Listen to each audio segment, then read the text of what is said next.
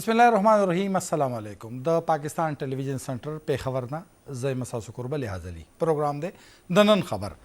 د نن خبر هغه خبرونه چې کوم په اخبار کې راغلي دي، هغه خبرونه چې نن څه کیږي، ځکه چې ضمانت یې شویله ټکنالوژي مخې ته راغلې ده. ډېر څیزونه چې په اخبارونو کې به 13 ورځ چاپ کېدل، هغه نن د ویب سایټو د لارې مخې ته راځي. نن به هم موږ تاسو ته د نن خبر په دې پروګرام کې باقاعده چې کوم دی پروګرام کې پیش کېږي.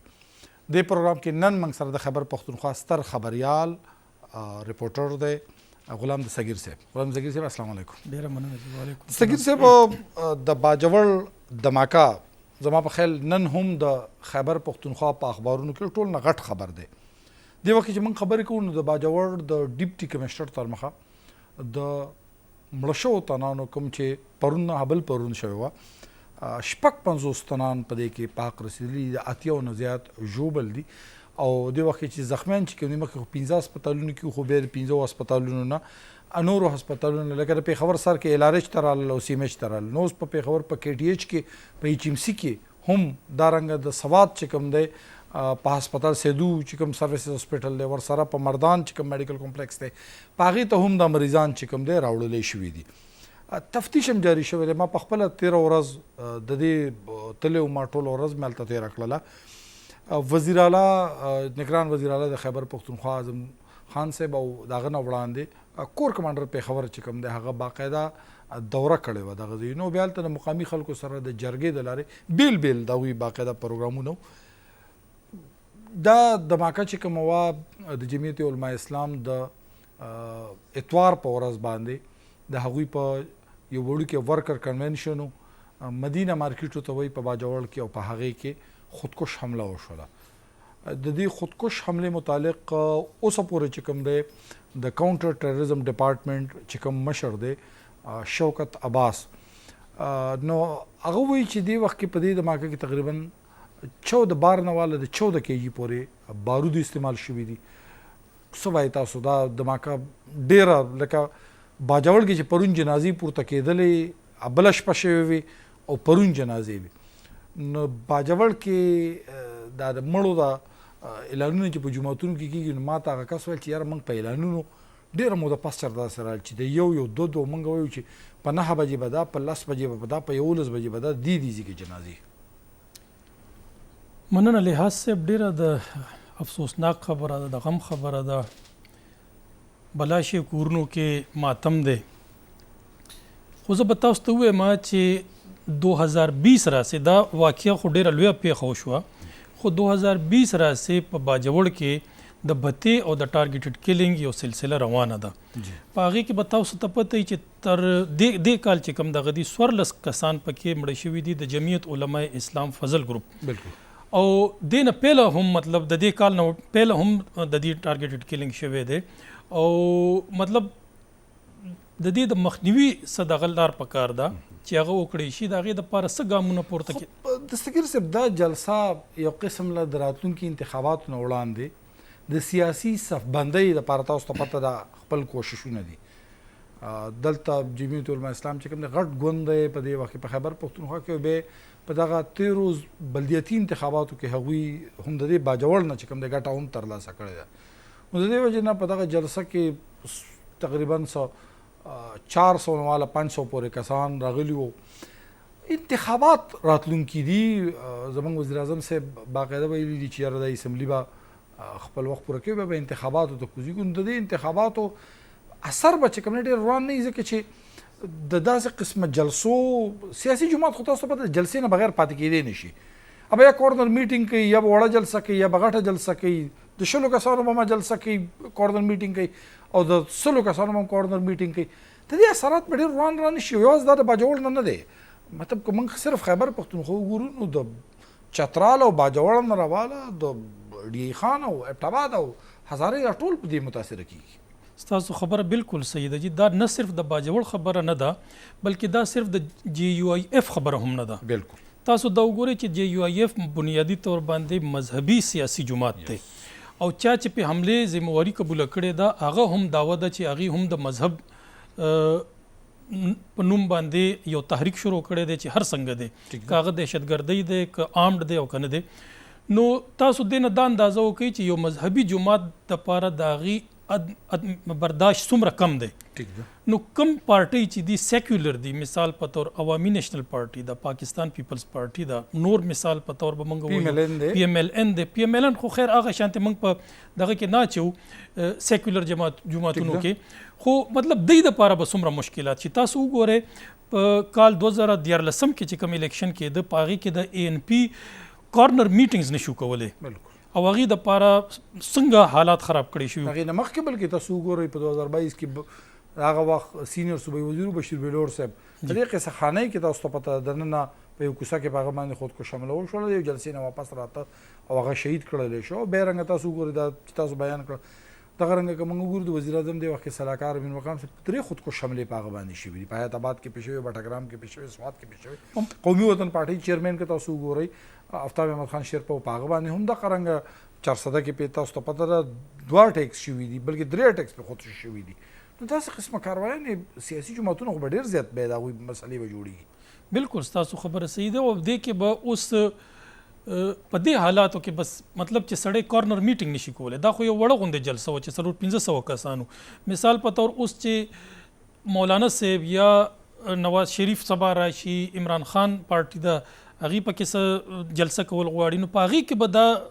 څومره لوی د هغې تھریټ وي دی ته او د دې بیا اجازت ورکړی کېږي او که نه ورکړی کېږي دا ځان له یو ډېر دغه دی. او چې اجازت نه ورکړی کېږي د جلسو نو خلکو ته به پارټۍ خپل پیغام د الیکشن منشور څنګه ورسوي. بالکل د الیکشن خو د دې سره تېره ورځ د خیبر پښتونخوا وزیر اعلی هم تللی و، هغه لوکل خلکو د ګیلې وکړه، چونکې زه په خپله په هغه میټینګ ګیلې وکړه چې یاره مونږ ته باقاعده هغه شان سیکیورټي کوم چې زموږ حق دی هغه مونږ ته نه دی راکړی شوی. هغه باقاعده پولیسو ته هدایت ورکړه چې یاره دا څیزونه دې یقیني کړلی شي او په دې څیزونو باندې عمل درآمد هم یقیني کور کمانډر چې پېښور چې کوم دی هغه هم تللی باقاعده یو مریض سره په باجوړ چې کوم ډسټرکټ هیډ کوارټر هاسپټل کې دی هغې کې هغه ملاو شو، هغوی سره تپوس وکړه، پوښتنه وکړه. زه پرون پخپله په دغه هاسپټل کې موجود وم. یو لوی تعداد چې کوم دی د هغوی عمر د 18 کالو نه کم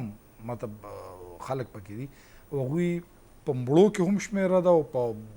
زخمیانو ژوبل شوي تنانو کې هم ده. نن توقع دا ده چې وزیر اعظم صاحب به هم پېښور ته دغه متوقع ده، چونکې به مصروفیات او دغه نه بدلېدی شي، خو متوقع دا ده چې نن وزیر اعظم صاحب او دغه سره د آرمي چیف او وزیر داخله دوی چې کوم دی راشي او باقاعده به دلته هغه پېښور کې هغه ته بریفینګ ورکړی کېږي او بیا به دلته چې د خیبر پښتونخوا سره دا حادثه شوې ده نو د خیبر پښتونخوا کې د هغه راتګ چې کوم دی هغه زما په خیال یو سمبولیک دغه ګړي چې یاره راشي دلته نو د دې خلکو سره د یووالي هغه اظهار هم وکړي.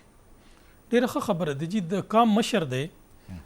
چیف ایگزیکټیو اف د کنټري دی چې راشي، ډېره ښه خبره ده. سره د خلکو مورال هم زیاتېږي او چې څوک راشي د هغې خبره دومره نه دغه کېږي، خو چې کم وخت کې څوک را نشي بیا دغه خبره کوونکي. نو مثال په طور پخوانی وزیر اعظم چې موږ ګورو په کیسهخانې کې چې کومه دماکه شوې وه خودکش هغه هغې له نو راغلی. بالکل نو د هغې په باره کې به خلکو څومره منفي غوندې خبرې کولې. نو دا راتلل چې دي دا موږ ته دومره دروند نه ښکاري، خو چې څوک را نشي نو هغه وخت کې دا بیا ټیک ټاک دغه محکمه داخله یو نوټیفیکیشن جاری کړی دی، بلکې سرکولر هغوی جاری کړی موږ دا ووایو او هغې کې هغوی د خیبر پښتونخوا یو قانون په 2020 کې پاس شوی دی، پبلک سروس ډیلیوري اینڈ ګډ گورننس ایکټ 2020 او په هغې کې دا لازمي ګرځولی شوې ده چې هر سیاسي جماعت به د دې خبرې پابند دي چې په متعلقه ضلع کې هغه که احتجاجي مظاهره کوي او که هغه جلسه کوي نو د هغې به هغه د متعلقه ضلعي انتظامیې نه مطلب په تحصیل کې کېږي نو ایټلیسټ هغه به د اسسټنټ کمشنر سره او که هغه کې کېږي په ډسټرکټ کې نو هغه به د ضلعي دغه سره چې کوم دی باقاعده درخواست به ورکوي او هغه ته به یو قسم له انوسي ورکړی کېږي. دا رنګه چې د سیکیورټي چې کوم تناظر دی چې هغه هلته پوره کړی شي، پولیس هلته ځای په ځای شي، ویډیو هغه ځای چیک کړي، نور داسې مرکزي مشر راځي چې د هغې نه مخکې د سټیج پولیسو ټیک ټاک انتظامات وشي. محکمه داخله دا سرکولر چې کوم دی دا په تیر دا تاسو په باجوړ په دې حملې په تناظر کې جاری کړی شوی دی او د محکمه داخله په دې سرکولر کې ډیپټي کمشنرز ته هدایات ورکړی شوي دي چې تاسو دا څیز یقیني کوئ، ځکه چې زیاتره ځایونو کې بیا خلک ګیلې کوي چېرې موږ ته سیکیورټي نه ده راکړی شوې، ضلعي انتظامیه وایي چې موږ ته نه په اجازت اخیستی شوې ده نو دا پبلک سروس ډیلیوري اینډ ګډ گورننس ایکټ 2020 په دې کې دا لازمي ده خبره ده جی مطلب چې هر څه دغه کیږي څه جلسه کیږي څه احتجاج کیږي د ډیسټریکټ ایڈمنسټریشن سره په کوارډینیشن کې وشي نو ډیره خبره ده خو زه یو دغه اندېښنه دا لرم چې وخت چې څنګه تیریږي کنه جی نو دا شیزونه لیپس کیږي بالکل ریلیکس شي هغه کې مسله به دا راشي چې نن خو به دا وشي خو وړو احتجاجونو د پاره څوک بیا د ډیپټي کمشنر لا یا تحصیل ایڈمنسټریشن لنزي ټیک ده هغه به همدغه شانتي کوي اسسټنټ کمشنر د دیوالي د پکار ده ډیره خدغه ده خو دا د ان د لیټر اینڈ سپیریټ دغه کې امپلیمنٹ کړی او دا د اوس د وسنی مطلب صرف د 2023 جولای اگست لپاره نه بلکې دا د راتلونکو وختونو لپاره چې قانون موجود دی دا د عمل کې خو په هغې کې لیکلي چې باقاعده تاسو کوم خلک چې اجازت نه لي د هغې خلاف ایکشن والی بالکل صحیح ده همدغه شانتې پکار دی خو زما د وینا مقصد دا دی چې لږ وخت تیر شي او دی هغه شیزونه ریلیکس کړي لږ غوندې نرمې کړي نو د هغې عمقه ټایم دی چې کوم وخت کې ترهګر د هغې فایده واخلي او هغې بیا دویم اټیک وکړي هغه بیا د دې نه زیات بالکل د دې سره نن یو غټ خبردار دی چې الیکشن کمیشن اف پاکستان خیبر پختونخوا وزیر اعلی ته یو مراسله را لېږلې ده مطلب موږ ورته یو افیشیل لیټر ته مراسله ویلی کېږي نو په هغې کې وزیر اعلی صاحب ته ویلي شوي دي چې د خیبر پختونخوا د وزیر اعلی د کابینې متعلق شکایات دي چې دوی په سیاسي دغه کې کوم افیر دي پولیټیکل افیر دي په هغې کې باقاعده حصه لي او د دې پولیټیکل افیرز چې کوم دي نو دا د الیکشن ایکټ 2030 د سیکشن 230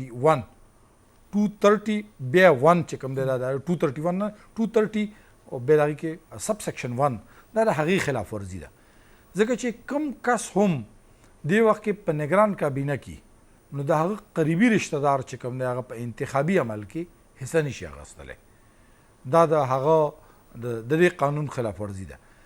بل ورپسې دا وایي چې د خیبر پښتونخوا بیا د هغه وخت د ترانسپورټ وزیر تاسو ته پته یو هفته مخکې او هغه په نوخار کې یوه جلسه کړې وه د هغې حوالې ورکړې ده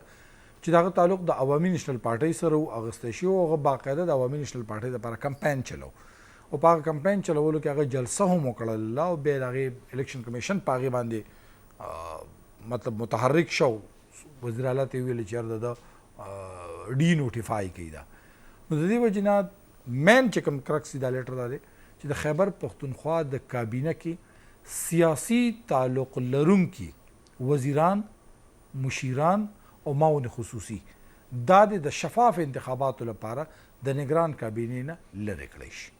بالکل صحیح خبره ده داسې دی چې د نگران دا سیټ اپ چې دی دا راغلی کله دی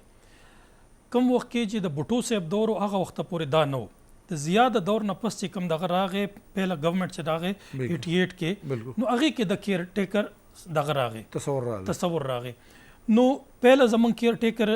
پرایم منسټر چې یو هغه غلام مصطفی جوتوي اپوزیشن لیډر هم سیاسي کس و همدغه شانتې هغې نه پس میر بلخشیر مزاري و هم زمونږ وزیر اعظم پاتې شوی متحرک سیاسي کارکون سیاسي لیډر و خبره اصل کې دا ده چې زمونږ کم پوهان چې دي کم چې په دې باندې ریسرچ دی کم چې علم لري د هغې وینا دا ده چې لا چې دا قانون چې دی هغه داسې څه قدغن نه لګوي چې سیاسي کس به په نگران سیټ اپ کې نه راځي مګر خو دا ده چې کلیش اف انټرسټ به هم نه راځي تاسو به چې مطلب هلته راشئ نو ټرانسپیرنټلی آنیسټلی به تاسو خپل رول پلی کوئ د یو ټرانسپیرنټ شفاف الیکشن دپاره او په هغې کې ټولو نه مهمه خبره هم دغه ده چې تاسو به د یو سیاسي جماعت یو خپل خپلوان چې دی هغې ته به تاسو بینیفټ نه ورکوئ نو دا خبرې که انشور کېدی شي نو بیا خو دا خلک راتلی شي او که همدغه شانتې دا خلک راځي او سیاسي جلسو ته ځي او یا هغې ته سیاسي فایده وررسوي مختلف سیاسي جماعتونو ته نو دا به الیکشن چې دی د هغې دا آرټیکل 230 سب سیکشن 1 خو د ښکاره خلاف ورزي ده ګوره زه تاسو ته وایم لکه دلته زمونږ پر خیبر پښتونخوا کې نگران کابینه 26 رکني کابینه ده په دې کې جی وايي تقریبا شپږو نه اووه پورې بلکې اته پورې د هغوی حمایت یافته یا د هغوی پولیټیکل ورکرز دي دا د هغوی دي عوامي نیشنل پارټۍ ښه په مخامخ وایي چې بی زما درې کسان دي پی ملن وایي زما څلور دي پیپل پارټي وایي زما درې کسان دي اوس ټیک ده د الیکشن ایکټ 2017 چې کوم دی الیکشن ایکټ په هغې کې د دې څه قطغن نشته دی، خو یار یو څیز چې په انتخابي عمل باندې اثرانداز کېږي، زه لکه تاسو ته په هغې کې خبره د هغې به زه تاسو ته نظر بیان زموږ فیروز جمال شاه کاکا خیل صاحب په 2018 کې د پاکستان پیپل پارټۍ امیدوار و، رحمت سلام خټک صاحب د جی واي د وقت مشیر برای تعلیم دی امیدوار و. دې نه علاوه چې کوم دی نور هم بلا کسان دي چې هغه د پیمل لکه ظفر محمود صاحب د سیاحت دی ورسره هغه د پیملن هلته د مانسیرا صدر دی. اوس دا د هغه ځینې اکټیو پولیټیکل ورکرز دي او دې وخت کې چې کوم کانفلیکټ اف انټرست دی بیا هغې دا دی چې دا به سیاسي مشینري یره دا ده چې دی کې استعمالیدی شي. خو بعضې وزیران داسې هم دي لکه سوري ما یو نیمه قومي وطن پارټۍ په دې کې د هغوی نایب چیرمین چې کوم دی باقاعده د کابینټ حصه ده. او د دې نه علاوه که دا علاقه دا کوم چې زموږ کابینټ اراکین دي دوی په انتخابي عمل د اثرانداز کېدو کوشش کوي، نو بیا خو په انتخابات په شفافیت باندې به سوالونه پورته کېږي. دا به مکه کار شي کوم چې په کال 2014 الیکشن کې وشو چې د هغې نه یو کال پس زمونږ د پخوانی وزیر اعظم چې دی دی راووته او د نواز شریف حکومت خلاف یو کمپین شروع کو، طاهر القادري مو سره یو ځای شو او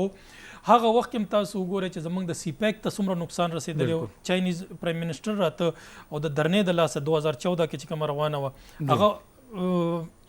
ملتوي شوه. نو ډیر زیات دغه کیږي او مطلب زمونږ سیاست چې دی دې ته د استحکام ضرورت دی، زمونږ جمهوریت ته د استحکام ضرورت دی او استحکام په دې شیزونو باندې نه راځي چې په کوم کارونه دی کوي لګیا. بالکل ډېره زیاته مهرباني غلام صغیر صاحب. موږ وګورو د عام انتخاباتو د دې تناظر دپاره سیاسي جماعتونه چې کوم دی متحرک دي، جلسې جلوسونه به هم کوي، خو سیاسي جماعتونو ته دا ریکویسټ دی چې د محکمه داخله دا کوم سرکولر جاری شوی دی په دې باندې ملاتړ وکړي. دا سیکیورټي که په باجوړ کې 56 جنازې پورته کېږي نو دا د باجوړ خلکو داسې قسمه پیښې د راتلونکي مخنیوي دپاره په دې هدایاتو باندې عمل درآمد ضروري ده چې سیکیورټي یقیني کړلی شي. خپل کوربه حاضري ته اجازت ورکوي. د الله په امان.